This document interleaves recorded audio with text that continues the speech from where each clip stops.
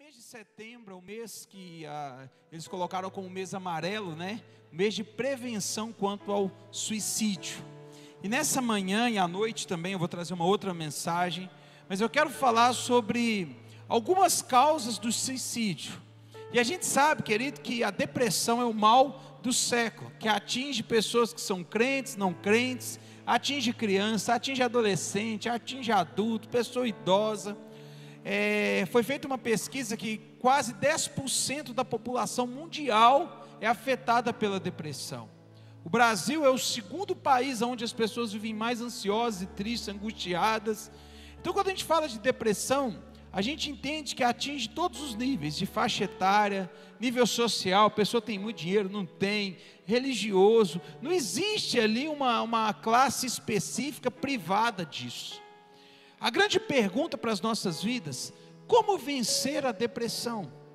Porque o suicídio, ele tem muitas causas, muitas outras doenças, mas a principal doença que leva as pessoas ao suicídio é a depressão.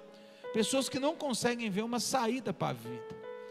Pessoas que são tomadas pela depressão, elas perdem a razão de viver, aquele brilho nos olhos. Elas perdem o sentido da vida. Tem muitas causas, mas a gente entende que muitas vezes a depressão é produzida por um problema clínico de saúde, por uma perda radical, por um rompimento de um relacionamento de uma forma talvez não legal, um luto, um sonho que não foi alcançado. Tem muitas coisas. Quando a gente olha para a palavra de Deus, nós temos que tomar cuidado, porque existem algumas linhas teológicas muito radicais que tentam amenizar ou talvez trazer a solução para a depressão e causa mais problema. Uma delas, quando as pessoas acreditam que depressão é coisa demoníaca. A depressão pode ser demoníaco? Pode ser, mas não quer dizer que toda depressão é o diabo. Tem outras pessoas que entendem que a depressão é pecado. A depressão pode ser causada pelo pecado? Pode. O próprio Davi ficou depressivo por conta de um pecado, mas não quer dizer que toda depressão tem a ver com pecado. Porque a gente tem uma linha do meio, e eu creio nessa linha, e a primeira coisa que você precisa de entender é que depressão é doença. Como você tem um problema no coração, quando você tem um problema nos rins, um problema no pé, depressão é doença. A primeira coisa que nós precisamos de entender, e doença tem que ser o quê? Tratada. E uma pessoa cheia do Espírito Santo pode ficar deprimido? Pode. Como pode ter um problema do coração, como pode ter tantas outras coisas. Tristeza, depressão, todo ser humano pode ter. Ninguém passa pela vida, querido, de uma forma indolor. Ninguém vai passar por essa vida sem ter um dia mau, sem ter um dia angustiante, sem ter um problema, sem ter uma luta, sem ter uma adversidade. A gente já vive num ambiente tão ruim. A gente vê tanta frustração, tanta coisa acontecendo, tanto sonho não alcançado, tanto casamento que entra em crise, tanta situação que a pessoa nunca quis viver, mas que ela vive. E quando a gente vê essa linha que vê que é tudo diabo, é muito perigosa, porque a gente tira a responsabilidade, talvez, de cuidar de uma doença, a responsabilidade de tratar do problema, e a gente acha que resolve só com oração. Oração ajuda demais, mas muitas vezes precisa de um tratamento. É a ação do Espírito Santo que gera um coração novo, é a ação do Espírito Santo que muda de dentro para fora. E se a depressão, a gente entende que a depressão é uma doença, doença se trata com médico, com remédio. Nós também tratamos a depressão com qualquer terapia, conversa. Aqui a gente tem na igreja aconselhamento. Quando voltar nós temos o GC, você pode abrir seu coração, um grupo de oração, fé, participar desse momento aqui que é o culto. Por quê? Porque normalmente a pessoa que está depressiva, ela vai para um quarto escuro. Ela precisa de quê? De luz, palavras que colocam ela para cima. E a igreja é fundamental para alguém que está passando por depressão, porque ela ajuda a família a tirar aquela pessoa da caverna. O deprimido, normalmente, ele não consegue ver a saída, ele não tem esperança. Como ele não vê a saída para a cura, ele talvez entende que a saída é a morte. Muitas vezes ele nem quer morrer, mas ele procura talvez a morte como a saída. Então uma pessoa que está passando por isso, ela tem que ser acolhida, ela tem que ser cuidada, ela tem que ser encorajada pela palavra de Deus. Na Bíblia, que ele tinha dois tipos de tratamento dos fariseus. O fariseu vinha, colocava mais peso, mais culpa, mais coisa, e Jesus Cristo veio para aliviar o fardo. Então a pergunta: será que existe uma saída para a depressão? Será que tem esperança? Será que existe uma saída para você que não está vivendo um dia bom da sua vida? Eu quero te falar que tem. Por isso, abra sua Bíblia no livro de Salmos, o Salmo de número 142. Salmo de número 142. Nós vamos ler o verso 7 primeiramente, Salmo 142, versículo de número 7. O Salmo 142, versículo de número 7. A palavra do Senhor diz assim: liberta-me da prisão, e renderei graças ao teu nome. Sabe quem escreveu isso aqui? Davi, o homem segundo o coração de Deus. Davi estava passando por um tempo de angústia na vida dele. Tem gente vivendo, talvez está bem na saúde física, mas está angustiado. Está bem financeiramente, mas está angustiado. Falta sentido na vida. E Deus pode te dar esperança. Se você não se agarrar em Deus, meu irmão, você vai afundar. Entenda uma coisa: Jesus te ama do jeito que você é, com dor, angustiado, cansado, desesperado. Jesus te ama. A sua dor não é maior do que o poder de Cristo para te restaurar. Jesus te ama do jeito que você está. Ele pode te perdoar, Ele pode te curar, Ele pode apagar os pecados, Ele pode te socorrer, Ele pode mudar a história da sua vida. Mas aqui nesse salmo aqui, a gente vê que Davi, preso aqui, a alma dele presa, angustiada, ele traz para a gente aqui várias ideias ou vários sentidos daquela pessoa que está em depressão. Davi traz, é tão interessante que ele traz, olha aqui, a primeira coisa que ele fala: liberta-me da prisão e eu renderei graças ao Senhor. A primeira característica de alguém que talvez, não quer dizer que ele está em depressão, mas ele está num caminho talvez para se tornar depressivo, a pessoa não consegue agradecer, não consegue ser grata por nada. A gratidão, ela vem nas nossas vidas de um reconhecimento de algo bom que aconteceu, não é assim? Você ganha um presente, você fala obrigado. Pessoas aprisionadas não conseguem agradecer. Pessoa aprisionada não consegue dar glória, só murmura, só reclama. A vida deles sempre é uma vida voltada ao contrário. E Davi aqui nesse sentido está falando assim: Senhor, minha alma não está boa, eu preciso te agradecer, não está legal. Uma outra coisa que a gente vê, Salmo 142, o verso 2 diz assim: derramo diante dele o meu lamento e apresento a minha angústia. O salmista fala aqui que ele estava orando a Deus porque ele estava o quê? Angustiado. Tem uma outra versão que fala que ele estava atribulado. Pessoas atribuladas vivem sob a visão da vida, é sempre a visão negativa. Ele sempre olha para a vida de uma forma ruim, ele sempre valoriza muito o problema. Pessoas atribuladas conseguem trazer que aquele problema pessoal se torna o seu maior inimigo, ou seja, ele começa a lutar de uma forma errada. Tem muita gente que está tão atribulado que não consegue sair do problema porque ele está lutando errado. Ele tenta vencer aquela dor, ele tenta vencer aquele problema, e muitas vezes é outras coisas que você precisa de entender, porque a tribulação muitas vezes ela cega a percepção, ela cega as pessoas. Tem muita gente hoje que não consegue agradecer, só reclama. Tem muita gente hoje que está atribulado. Verso 3, olha o que ele fala: quando o meu espírito desanima. Gente, uma outra característica aqui, tem uma outra versão que fala: o meu espírito esmoreceu, o espírito esmorece, ou seja, a pessoa não tem força. Olha o que o salmista está falando: olha, minha alma está presa no cárcere, eu não consigo agradecer, eu estou me sentindo atribulado, eu estou me sentindo esmorecido. O que é isso, querido? Esmorecido é aquela pessoa que perdeu a alegria, perdeu o brilho, perdeu o ânimo, ela perdeu a vontade de viver. Davi percebe aqui que o prazer de viver, de ser gente, de amar, de comer, de caminhar, em algum momento da sua vida ele estava se perdendo.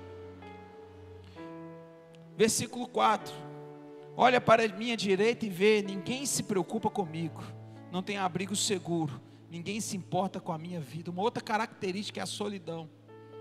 Ela pode estar aqui no meio de um monte de gente, mas a pessoa se sente sozinha. O salmista Davi, ele percebia que o seu estado emocional estava afastando as pessoas dele. E não é fácil, querido, conviver com alguém que está deprimido, angustiado, triste. Sabe por quê? Ele muitas vezes quer, a cura quer, mas ele quer se isolar. Ele se isola, ele se afasta. Ele não tem prazer em nada. Olha o verso 6. Dá atenção ao meu clamor, pois eu estou muito abatido. Queridos, Davi está falando, olha, eu estou impotente. Eu não tenho força para lutar, eu não tenho força para sonhar, eu não tenho força para trabalhar, eu não tenho força para caminhar, eu não tenho força para adorar, eu não tenho força para amar. O problema é maior do que a gente. Faltava entusiasmo, faltava força.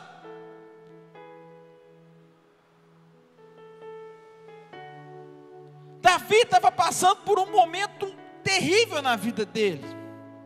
Não era qualquer pessoa, era Davi, o homem segundo o coração de Deus. Ele era um homem temente a Deus? Sim. Era um homem que orava? Sim. E apesar de buscar Deus, ele tinha uma tendência de ser depressivo. Pega os salmos de Davi, sempre tem uma lamentação, sempre tem. Davi, ele tinha essa tendência. A característica dele, ele era melancólico. Davi é um ser humano, é gente, com potencial violento, mas que tinha uma predisposição para ficar depressivo.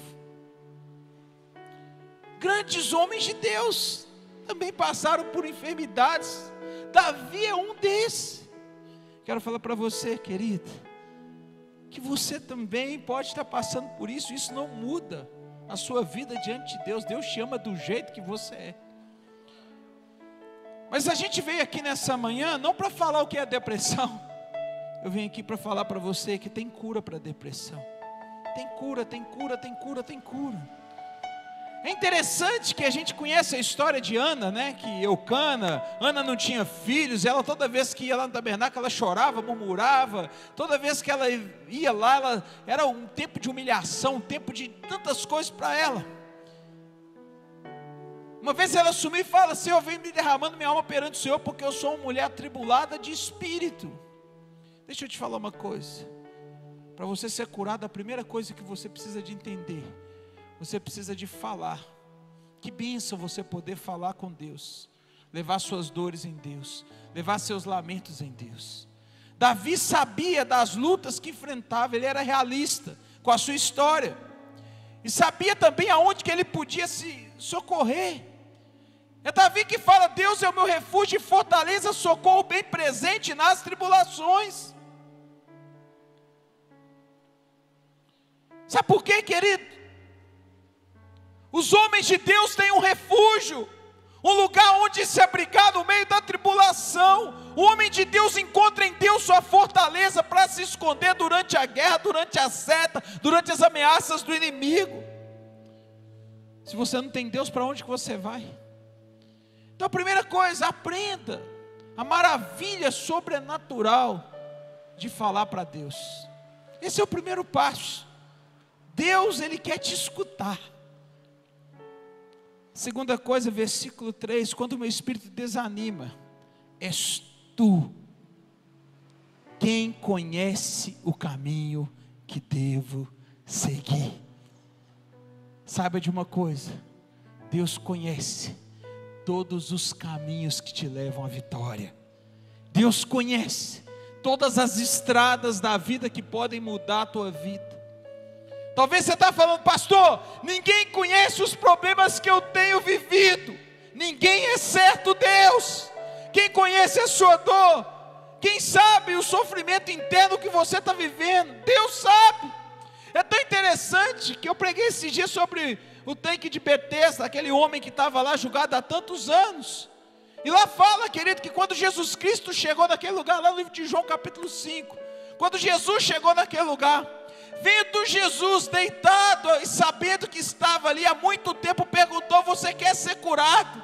Jesus nunca tinha falado com aquele homem, mas Jesus conhecia a realidade daquele homem, a sua angústia. Deus conhece a sua aflição, Deus conhece o seu problema, Deus conhece a sua dor. Na palavra de Deus nós temos vários exemplos sobre isso. Quando Agar estava fugindo de Sara, lá com Abraão. Ela estava no deserto, sem direção, sem socorro, com seu filho para morrer.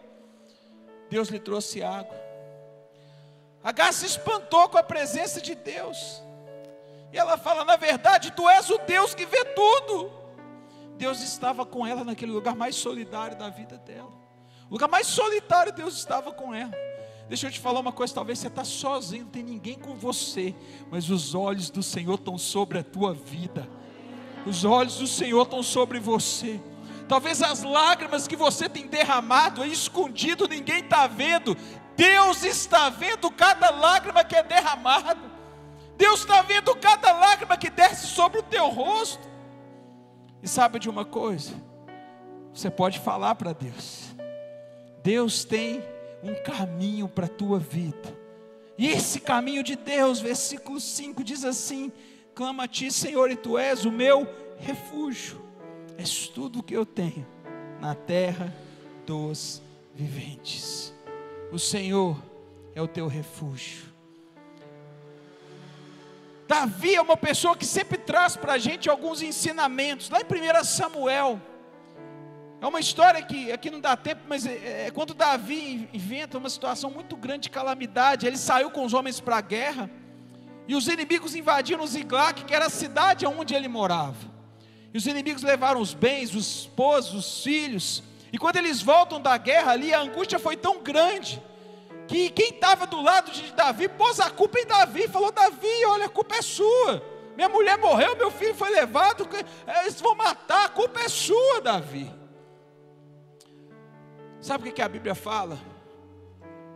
Uma tragédia, a cidade toda destruída.